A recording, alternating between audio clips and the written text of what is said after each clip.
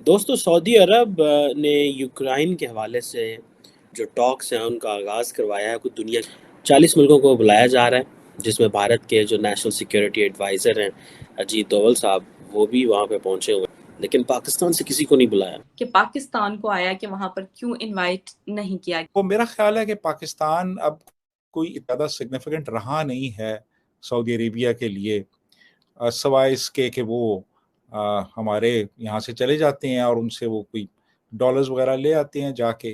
Otherwise तो कोई ऐसी इम्पोर्टेंस रह नहीं गई हमारी। मैं तो ये ज़ाती तौर पे समझता हूँ कि आपको इस खित्ते में अमन के लिए भी ज़रूरी है कि आपके इंडिया के साथ अच्छे ताल्लुकात हों। पाकिस्तान को वो इज़्ज़त ही नहीं दी गई कि पाकिस्तान भी रोल प्ले कर सकता है।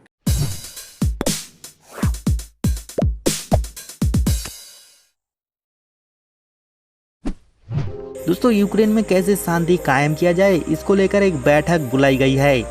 इसकी मेजबानी सऊदी अरेबिया कर रहा है। इस बैठक को लेकर सऊदी अरेबिया ने खास कॉल करके भारत को इनवाइट किया है। इसकी जानकारी हमारे विदेश मंत्रालय के प्रवक्ता अरिंदम बागची ने की है और उन्होंने कहा भारत इस बैठक में जरूर शामिल होगा। लेकिन सबसे खास बात यह कि पाकिस्तान को इसमें बुलाया ही नहीं गया है, यानी कि पाकिस्तान का कोई हैसियत ही नहीं रहा दुनिया के मुद्दे पर बात करने के लिए। कि इंडिया के एनएसए अजीत डोवल जी जो हैं वो सऊदीया यूक्रेन समिट जो हो रहा है सऊदी अरब में, वहाँ पर गए हैं और पाकिस्तान को क्यों नहीं इनवाइट किया गया, इस बारे में आप क्या कहना चाहेंगे? देखिए, अब सीधी सी बात ये है कि पाकिस्तान की जो एक सिग्निफिकेंस थी, एक उसका एक पिवटल रोल था इस रीजन में एक ज़माने में, वो अब रहा नहीं है। हमारी वो जो एक इम्पोर्टेंस थी बहुत से मुल्कों के लिए, अब वो रही नहीं है। तो जाहिर है जितनी जान आपके मुल्क में होती है उतनी आपकी फॉरेन पॉलिसी में होती है और उतनी ही आपको बाहर के मुल्कों में आपको इज़्ज़त दी जाती है और आपको अहमियत दी जाती है। तो मेरा ख्याल है कि पाकिस्तान अब कोई ज़्यादा सिग्निफिकेंट रहा नहीं है सऊदी अरेबिया के लिए, सवाए इसके कि वो हमारे यहाँ से चले जाते हैं और उनसे वो कोई डॉलर्स वगैरह ले आते हैं जाके। अदरवाइज़ तो कोई ऐसी इम्पोर्टेंस रह नहीं गई हमारी। तो वो ज़ाहिर है कि इंडिया जो है, इंडिया को लोग एक स्ट्रेटेजिक पार्टनर के तौर पे देख रहे हैं। अमेरिका भी एक स्ट्रेटेजिक पार्टनर के तौर पे देख रहा है, यूरोप भी, ऑस्ट्रेलिया भी। हमारे साथ सिचुएशन बिल्कुल डिफरेंट है। हमारी वो इम्पोर्टेंस रह नहीं गई है अब दुनिया में, ये सच्ची बात है ये। और ज़ाहिर है फिर सऊदीया भी उसी हवाले से हमें देखेगा। हमारी एक अहमियत थी एक ज़माने में सऊदीया के लिए, जब अफ़गानिस्तान में रशियंस आए हुए थे तो सऊदीया का इंटरेस्ट था, सऊदीया से लोग आ रहे थे, इमदाद आ रही थी, ये लड़ रहे थे यहाँ से, ट्रेनिंग दी जा रही थी लोगों को यहाँ से। लेकिन अब तो वो भी ख़त्म हो गया सारा सिलसिला। तो इसलिए मैं समझता हूँ कि अब शायद हम इम्पोर्टेंट रहे ही नहीं है दुनिया के लिए। बिलावल भुट्टो जरदारी को नहीं बुलाया गया, पाकिस्तान की वो अहमियत ही नहीं समझी गई, पाकिस्तान को वो इज़्ज़त ही नहीं दी गई कि पाकिस्तान भी रोल प्ले कर सकता है। उसकी वजह ये है कि हमारे लीडर तो बैठे होते हैं और कह रहे होते हैं कि हमें जो है वो पैसे दें। हो सकता है कि वो डर रहे हों कि हमने इनको बुलाया साइड लाइन्स पे, तो कोई ये कुछ हमसे और ना मांग लें।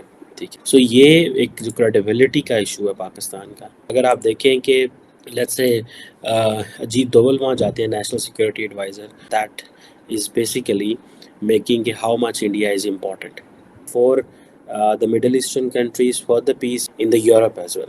जिस बड़ी समिट की हम बात कर रहे हैं वो सऊदी अरेबिया होस्ट कर रहा है 5th and 6th of अगस्त को जद्दा शहर में, और ये समिट होगी यूक्रेन और रशिया के बीच होने वाली जंग के लिए एक 10 पॉइंट्स पीस फार्मूला जो कि ज़ेलेंस्की की तरफ से सामने आया है उसको डिस्कस किया जाएगा।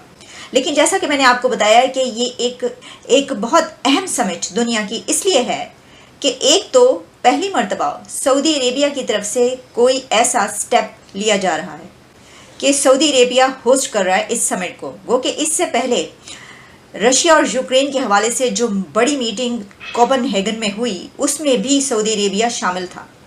लेकिन अब हमें ये पता चल रहा है कि अब सऊदी अरेबिया ये समिट होस्ट कर रहा है।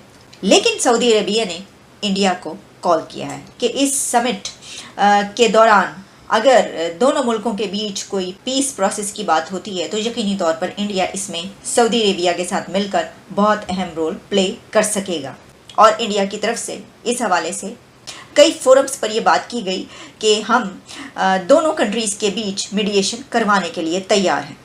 इसमें कौन से कंट्रीज शामिल हो रहे हैं? उसमें वॉल स्ट्रीट जर्नल के मुताबिक जो उसकी रिपोर्ट्स हैं कि senior officials from up to 30 countries, जिसमें कि including Indonesia, Egypt, Mexico, Chile, Zambia और यूरोपीय यूनियन, फिर यूके, फिर अमेरिका और इंडिया, ये इसमें शामिल होंगे। इसका एक और एंगल कि पाकिस्तान कहाँ है।